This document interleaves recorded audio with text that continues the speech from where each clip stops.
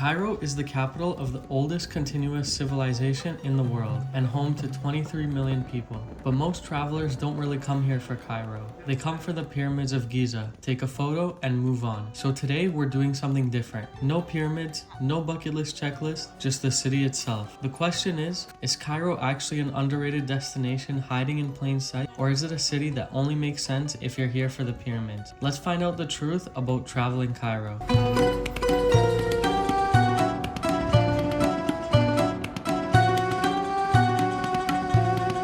So, 2 red eyes in a row. We just flew in from Casablanca and checked into our place.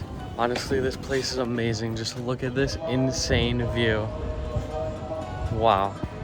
It's insane. We just have the pyramids right there. You just walk out onto the balcony and you see them all. So just some quick tips from getting from the airport to the city. We took an Uber here, which was about a 45-minute to 1-hour drive, and that cost us 350 Egyptian pounds. So there's actually a lady at the airport that stands there and tells you to buy some tours, and she'll tell you that the taxi price is much more expensive, but the rough Uber price is gonna be like 350 to 400 Egyptian pounds if you're going to your place in Giza. Now we have our fun elevator experience here.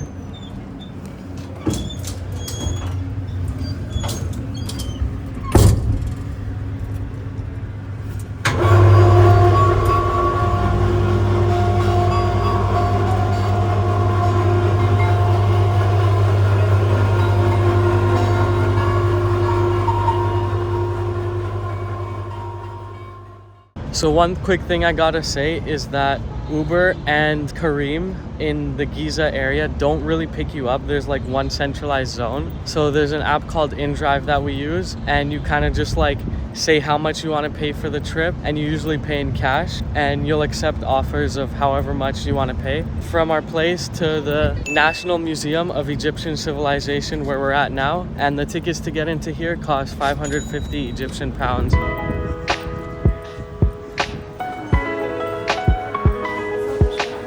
The coolest thing about this museum is the Royal Mummies exhibit, which is located downstairs right when you enter, and it shows you the mummies of all the popular pharaohs at the time, and they're all buried here. Unfortunately, you can't take any photos, but it's such a cool exhibit, and their tombs as well.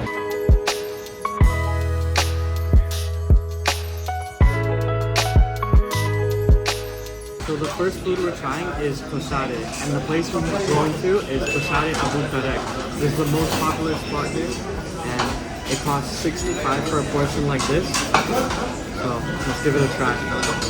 That's good stuff actually. That is really good.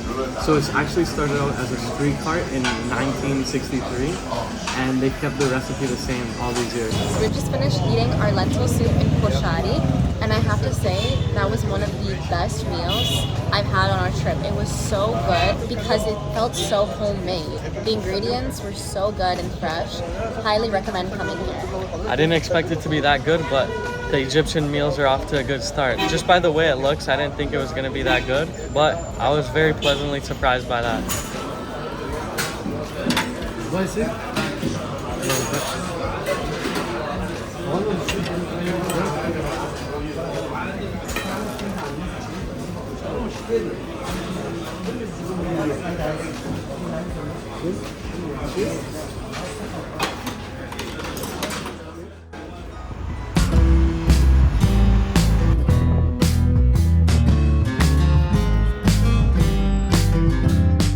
Now we're in the Egyptian Museum of Cairo, and it's the oldest archaeological museum in the Middle East.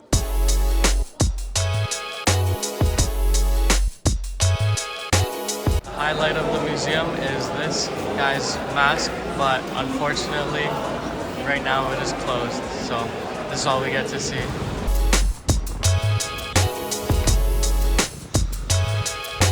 After the museum, we just started walking around the Nile, and we see that they're building a really nice boardwalk here. Unfortunately, it's closed right now, but maybe in like a few months or a year, it's gonna be built and it's gonna be really nice. And there's a bunch of restaurants on the water, and the boardwalk itself just looks really nice. So hopefully soon.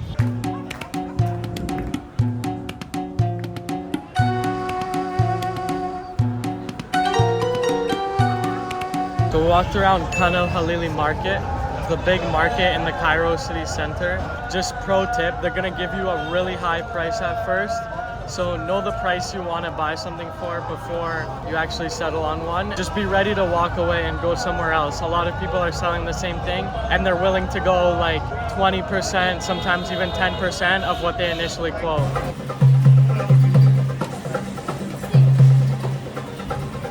So now we're getting dinner and we went to a place called Zayeda Restaurant, which has a rooftop view of the pyramids. Friendly advice, make a reservation. We're excited to try the food and we're gonna be trying some pigeon meat. So I'm excited for that. All right, so let's get a first taste of this pigeon. Kind of what you think it would taste like.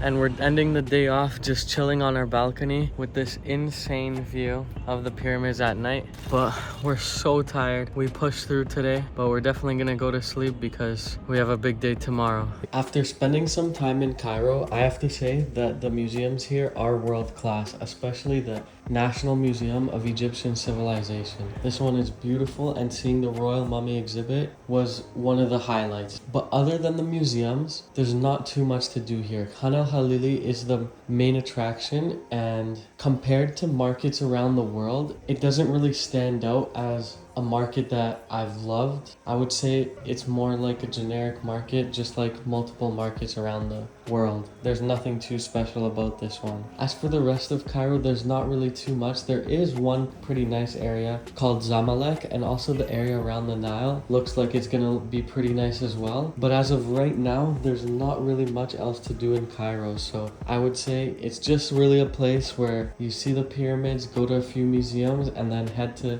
a few other cities in Egypt. We're traveling all around Egypt, so stay tuned for that, and I'll see you again in the next one.